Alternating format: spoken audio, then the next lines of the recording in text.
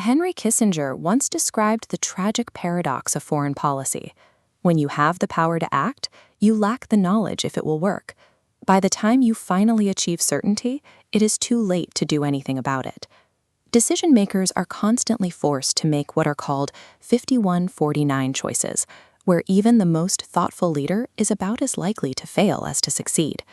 Faced with that kind of radical uncertainty, leaders naturally look for a lifeline. They tend to gravitate toward international relations theory or economics, seeking out clear-cut rules and simple equations that can reliably predict the future. But the actual past rarely cooperates with neat formulas. The historical record is messy, overflowing with complex variables, conflicting perspectives, and moments of sheer chance that resist clean predictions. Because history doesn't offer simple answers, policymakers often make a critical error. They either ignore it entirely, or they grab on to lazy analogies, trying to force today's unique crisis into the exact shape of a past event. In his book, Thinking Historically, Francis J. Gavin argues we have to move past treating the past as a collection of direct lessons. Instead, we should see it as a distinct epistemology, a disciplined way of analyzing how the world actually works. When leaders develop this historical sensibility, they stop searching for simple comparisons. They gain a robust set of tools designed to navigate extreme complexity and avoid catastrophic strategic blunders. The first tool is horizontal history. It is the recognition that major statecraft decisions never happen in a vacuum.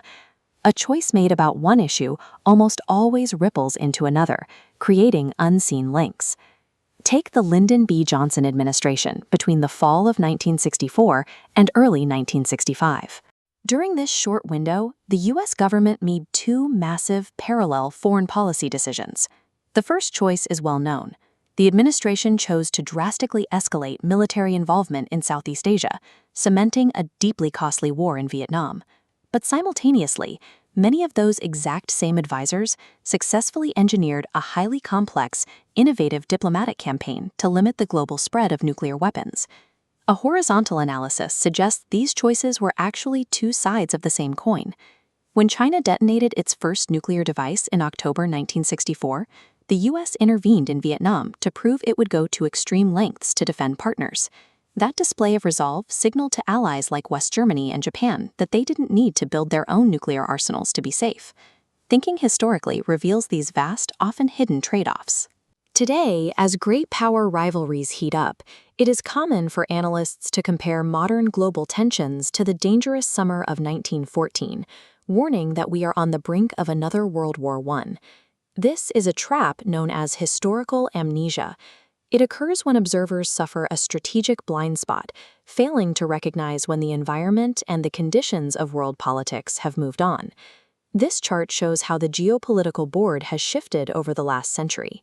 If you map global metrics like lifespan, access to resources, and baseline wealth from 1914 to today, you see a trajectory of significant improvement. We live in a system with a baseline of human stability that did not exist 100 years ago. Add the explosion of computing, advanced machine learning, and global supply chains, and the present becomes increasingly distinct from those early 20th century analogies. True strategists assess threats by recognizing these new variables.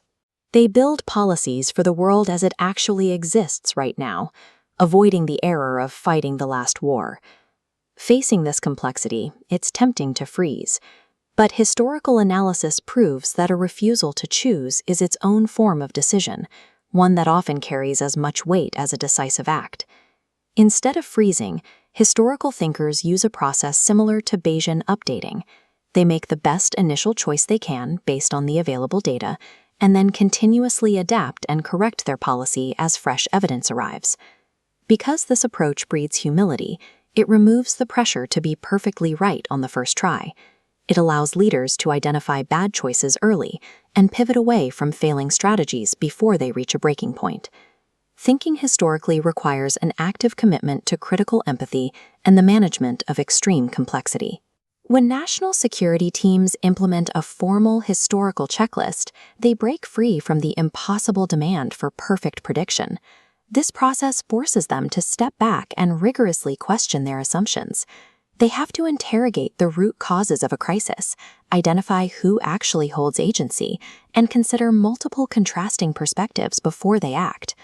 History is best utilized as a vast, continuous laboratory of human decision-making, a searchable database of how real people solved complex problems under immense pressure. By treating the past as a dynamic toolkit, modern leaders can navigate the radical uncertainty of tomorrow with proactive wisdom rather than reactive panic.